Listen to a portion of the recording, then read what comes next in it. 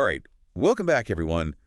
We're going to jump right into some really, thought-provoking stuff today. Yeah. We're looking at the Book of Lamentations. Okay. And we've got this excerpt. It's called A Skeptical Analysis of the Book of Lamentations. And it really brings up some questions that I think, we all kind of wrestle with a little bit Yeah. when we think about these ancient texts. Sure.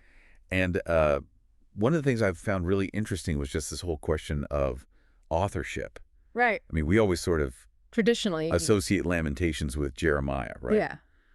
But not necessarily. it's not 100% certain, is it? Right. Well, and I think that's one of the things that this analysis really pushes us to do is to look beyond those traditional interpretations. Right. I mean, like you said, we kind of just assume Jeremiah wrote it, but there's no signature. No signature, yeah. There's no byline at the end. Exactly. And I think the other interesting thing about it is that it's not like a straightforward narrative. Yeah. It's these 5 distinct poems, each one lamenting the destruction of Jerusalem. And the way that destruction is described, it's just vivid, yeah. so intense. It makes you really think about, it's hard to imagine. How could people at that time reconcile that level of suffering with their faith? Yeah, and the text really doesn't hold back. No. I mean, it talks about widespread hunger, complete devastation. I mean, just a total loss of their city, their way of life. And if this was divine punishment, as the text suggests, it does kind of challenge, our modern ideas of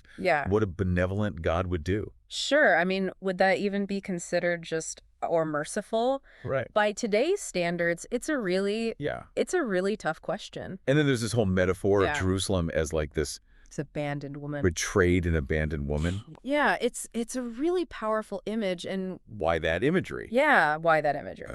Well, I think it adds another layer of complexity to the whole thing. Yeah. I mean, it's not just simple sadness, right? It's this feeling of betrayal, abandonment, even violation. Right. And, it really paints this powerful picture of Jerusalem's suffering. And it makes you think about, it does. How gendered language plays into, yes. Even these religious texts. Absolutely. I mean, it really prompts us to consider how gendered language shapes our understanding of power dynamics. Right. Even in these ancient religious texts. It's really fascinating. It is. And then there's this whole idea that the text attributes all these disasters to divine wrath. Right. But today, we might look at, the fall of Jerusalem through a totally different lens. Completely different. Right. Okay, so we consider political strategy. Yeah, all the different factors. Resource scarcity, internal strife, external pressures.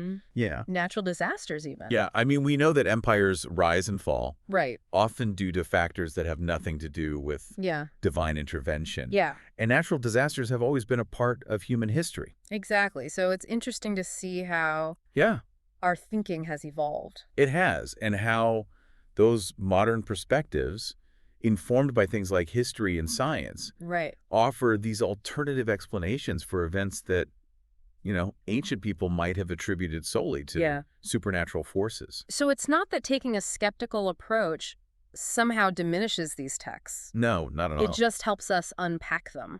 It does, yeah. In a different way. It allows us to engage with them on a much deeper level. Yeah. To peel back those layers of meaning, to see how cultural context and historical circumstances shaped these writings. Yeah. And I think in doing so, we gain a richer understanding not only of the text itself, but also of our own evolving perspectives.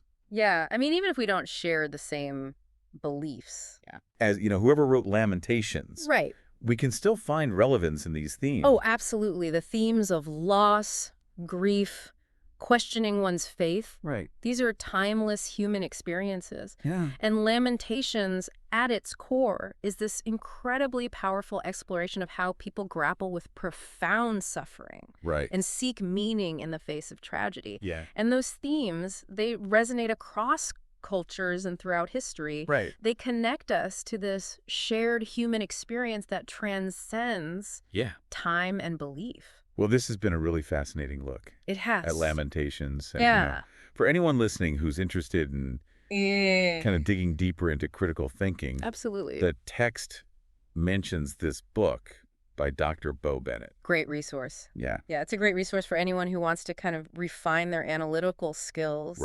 And engage with these complex ideas. Yeah, so maybe a good starting point. Yeah. And just to leave you with something to think about. Yeah. How does analyzing these ancient texts from a secular perspective affect how you view them? Interesting question. Does it change your understanding of their meaning? Yeah. Or their significance? Yeah, how does it shape your interpretation? Exactly. We'd love to hear your thoughts. Yeah, let us know on that. Absolutely. So until next time. Yeah, we'll see you next time. All right. Thanks for listening. Thanks, everybody. Donia.